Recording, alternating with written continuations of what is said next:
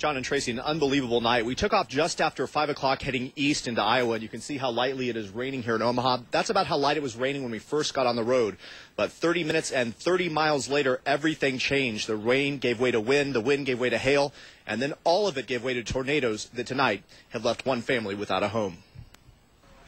The tiny town of Emerson, Iowa became a one-way street for a twister just before 7. To get out and watch it is just, I mean, it's outrageous, but then on this other hand, the recovery part of it, when we see this demolishment and everything, that's not cool. Adam Wainwright shot this video of the storm. As a trained tornado spotter, he says the video shows the magnitude and power of a tornado. And it's unfortunate, but we always like to be prepared if there's severe weathers. Whole trees ripped from the ground, fields that transformed into a graveyard for debris. But it was this house on the hill that took the damage that scared most. People like Larry Hurst, who is with Mills County Emergency Management.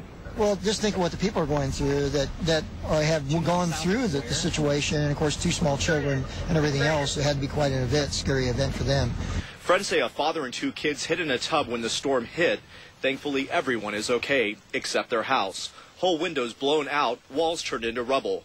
The home's power lines became toothpicks as the storm moved along. The storm was one of many that crossed the state of Iowa. Take a look at these clouds struggling to get organized. In nearby Melbourne, this tornado touched down, and Rayville says he was in awe as it moved through his front yard. Well, it was just a perfect funnel, this one was. It was definitely a tornado, no doubt about it.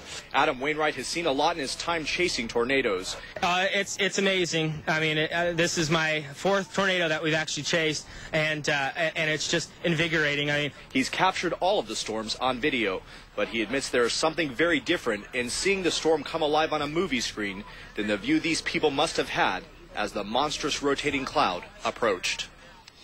And tonight, that family is staying with relatives. I did catch up with them. They were way too upset to talk on camera. They said the kids are all wound up. But they also say at this point, they've not even been allowed back inside their home because the area is still so volatile, so they don't even know the extent of the damage. It was just an incredible night. John? Yeah, quite the pictures you had, Justin. And just picturing a father with his kids in a bathtub, whole new, just... It's scary, isn't it? Absolutely. I tell you what, we've covered, I think, 3 storms since I've been here this summer, and this was absolutely the most frightening of all 3 of them. So. All right, thanks, Justin. Joseph Marla Raby was following the storm and has more on that damage left behind. Marla? Well, you know, the man that lives in the home, Shannon Gravitt, says he is just thankful that his family is all okay.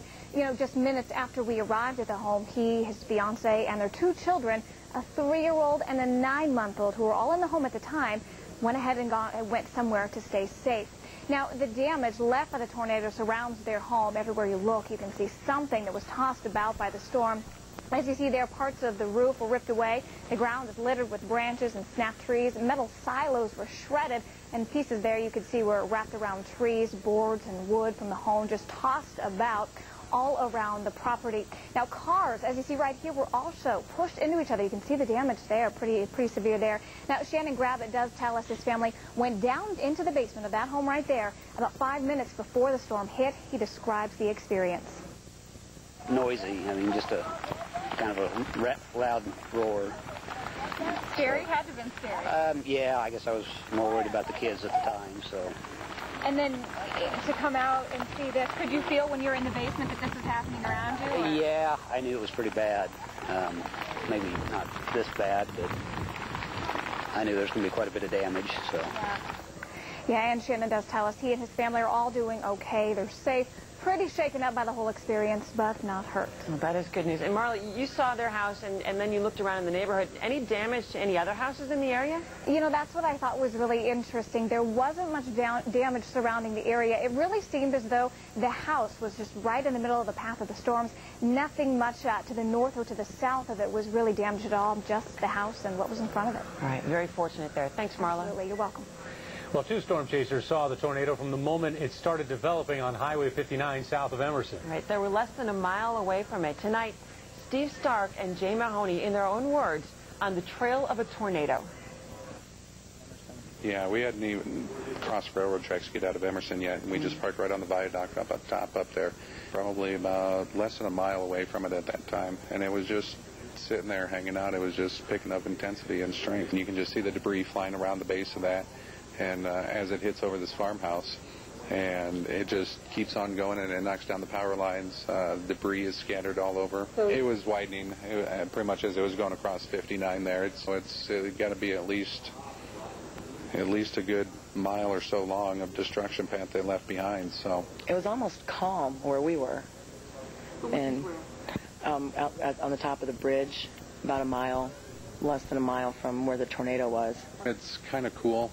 We went through a hail band. We went through a heavy rain shower. And there were times when I couldn't tell if there was a car in front of me. You know, you could see the drafts of wind, the updrafts coming into the tornado, kind of widening. You can see more of the debris getting kicked up into the tornado, and starting to see more of a darker cloud, a darker funnel at this time. To watch it form from its infancy out to full mature funnel and tornado on the ground is, for me, just the ultimate thrill.